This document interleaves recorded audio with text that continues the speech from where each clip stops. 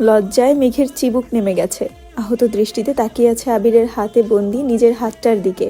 নিজেকে বাঁচানোর আর কোনো উপায় নেই। দিশেহারা হয়ে আবিরের কাছ থেকে কিছুটা পিছিয়ে আসলো। আচমকা আবির মেঘের হাত ছেড়ে তড়িৎ বেগে মেঘের কোমল অনির্য কোমর আঁকড়ে ধরল। অমনি মেঘের মেরুদণ্ড সোজা হয়ে গেছে। আবির এক টানে মেঘকে নিজের সঙ্গে মিশিয়ে ফেলল। মেঘ প্রখর নেত্রে তাকালো আবিরের দিকে। চোখ দুটো রসগোল্লার মতো বড় হয়ে গেছে। নিঃশ্বাস গলায় আটকে গেছে। আবিরের সম্মোহীন দৃষ্টিতে মেঘের মন তুষারের ন্যায় জমে গেছে।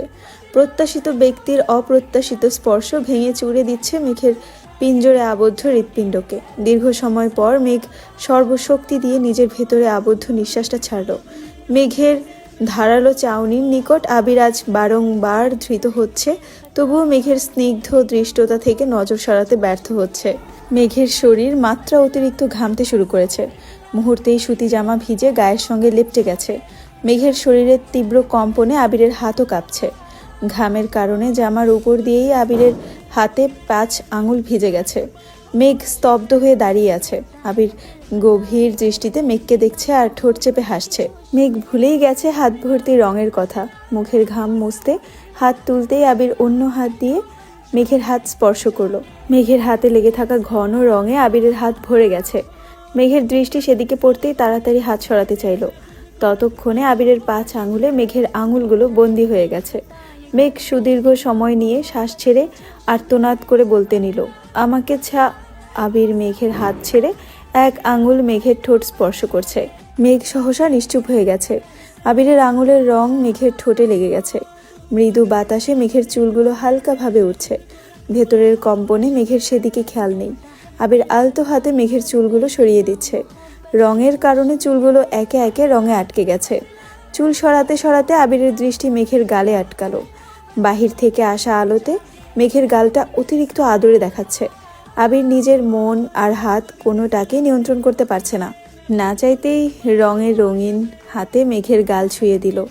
কয়েক মুহূর্ত গালে হাত রেখে ধীরে ধীরে হাত নামিয়ে গলার একপাশে ঘাড় হাত ছুড়ালো। ভয়ঙ্কর পরিস্থিতিতে মেঘ নিরস্ত হয়ে গেছে। আবিরের কর্মকাণ্ডে মেঘের সব শক্তি বিলীন হয়ে গেছে। মেঘের গালে আবিরের 5 আঙুলের ছাপ স্পষ্ট প্রতীয়মান হচ্ছে।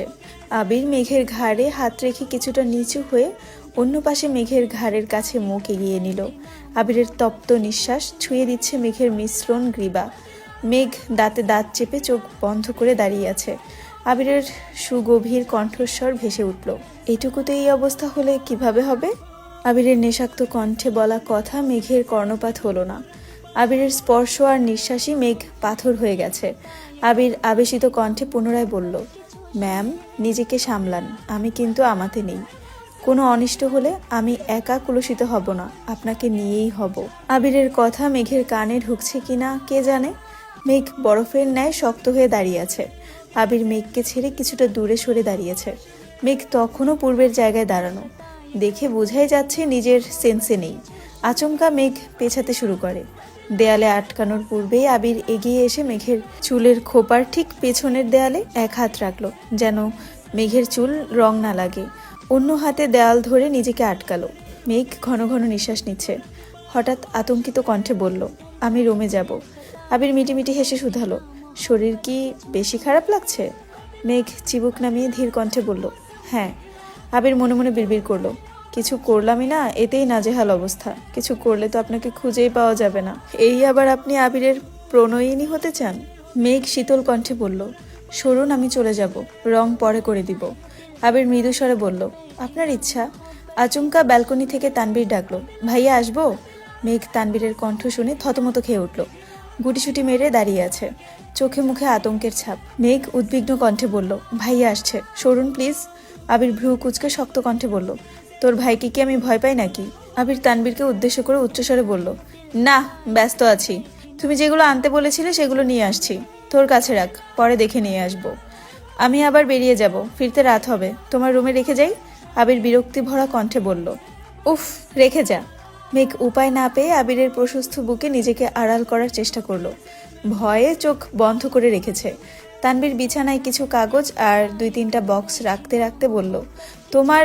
বলতেই মেঘকে অল্প বিস্তর চুপ করে গেল। কপাল গুটিয়ে আবিরের দিকে তাকিয়ে তড়িঘড়ি করে কানে হাত দিয়ে বিড়বিড় করে সরি বলল। আবির চোখে ইশারা করতেই তৎক্ষণাৎ নিজের মাথায় চাপড় মারতে মারতে বেরিয়ে যাচ্ছে। যেতে যেতে দরজাটাও চাপিয়ে রেখে গেছে। তানবীর নিজের কপাল চাপড়ে ব্যালকনিতে হাঁটছে আর বলছে, ছি তানবীর ছি, তুই এত নির্লজ্জ কেন? তানবীর বিড়বিড় করতে করতে নিজের রুম পর্যন্ত যেতেই ফোনে কল বেজে উঠল। তানবীরের বেস্ট ফ্রেন্ড সোহাগ কল দিয়েছে। তানবীর কল রিসিভ করতে ওপাশ থেকে সোহাগ একদমে কত কি বলতে থাকলো। তানবীর প্রখর তপ্ত স্বরে বলল, আমাকে এসব বলে কোনো লাভ নেই, আমি এখন আসতে পারবো না, এমপির সাথে একটা প্রোগ্রামে যেতে হবে, প্লিজ দোস্ত একটু আয়। আরে ভাই আমার সময় নাই। শোন তানবীর, আমাকে যতই ব্যস্ততা দেখাস সমস্যা নেই, কিন্তু তোর গার্লফ্রেন্ডের জন্য অন্তত আয়। একদম ইমোশনাল ব্ল্যাকমেল করবি না।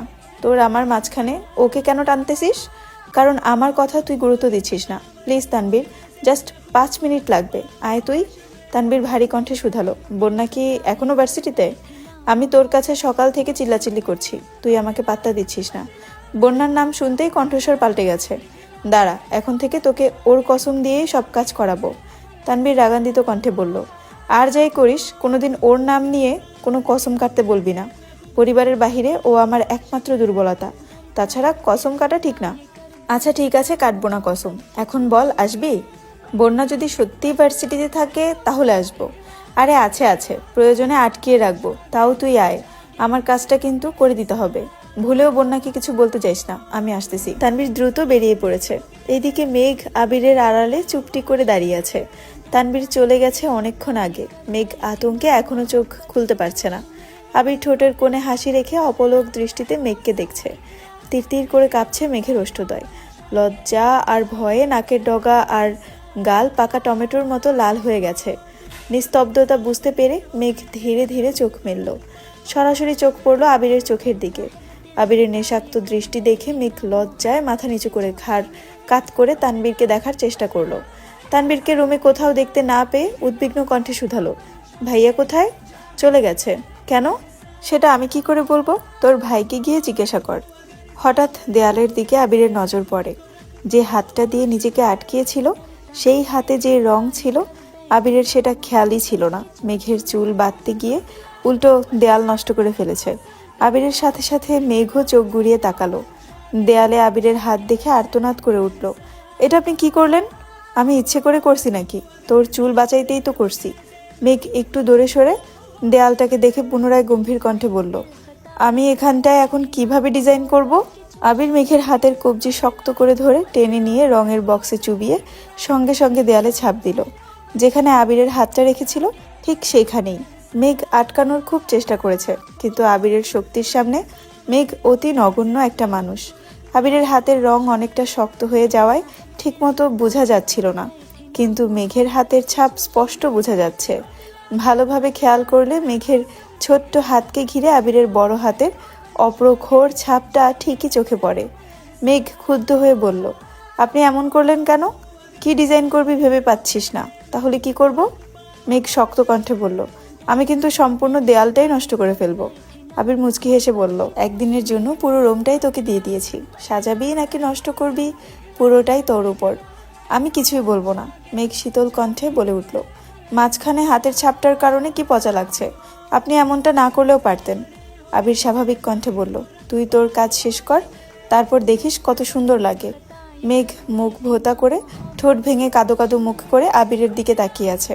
আবির মুচকি হেসে 2 আঙুলে মেঘের রাগ ফুলে ওঠা নাকটা আলতোভাবে চেপে মোলায়েম কণ্ঠে বলল, দেয়াল জুড়ে এত সুন্দর পেন্টিং থাকবে আর তাতে ডিজাইনারের হাতের ছাপ থাকবে না, তা কি করে হয়? ছাপটার নিচে তোর নামটাও লিখে দিস।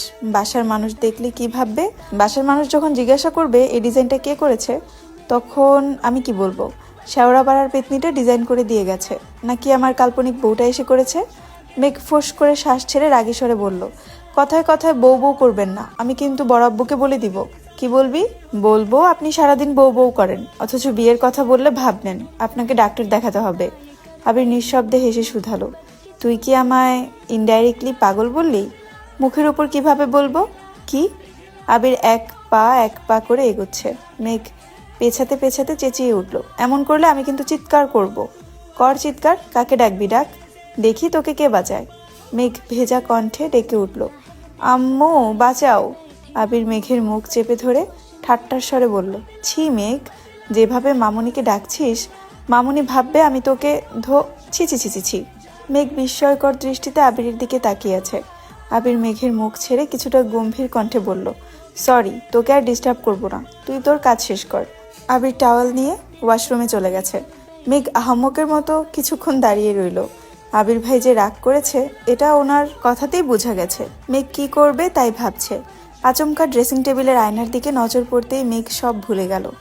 গালে আবিরের হাতের স্পর্শ, গলা আর ঘাড়েও আঙুলের দাগ, নাক আর কপাল জুড়েও রং লেগে আছে। মেঘ লজ্জায় আড়ষ্ট হয়ে যাচ্ছে। কিছুক্ষণ আগে ঘটে যাওয়া ঘটনাগুলো ভাবছে আর বারবার লজ্জায় লালিত হচ্ছে। মেঘ নিজের গালে হাত রেখে আবিরের স্পর্শ অনুভব করার চেষ্টা করছে। অমনি বুকের কম্পন শুরু হয়ে গেছে। আচমকা মিম দরজায় দাঁড়াতেই মেঘ তাড়াহুড়ো করে দেয়ালের দিকে ঘুরে মাথায় ওড়না দিল, যাতে রঙের দাগ মিম কোনোভাবেই না দেখে। মিম দৌড়ে এসে উত্তেজিত কণ্ঠে শুধালো, আপু, তুমি আমায় দেখে কি লুকাচ্ছ? দেখি, এদিকে ঘুরো তো। মেঘ দেয়ালে রং করতে করতে তপ্ত স্বরে বলল, ডিস্টার্ব করিস না, রুমে যা। তুমি কি লুকাচ্ছ বলো, তাইলেই চলে যাব। মেঘ হুঙ্কার দিয়ে বলল, আবির ভাই কিন্তু ওয়াশরুমে আছে, ডাকবো? মিম উদ্বিগ্ন কণ্ঠে বলল, ভাইয়ার রুমে আগে বলবা না?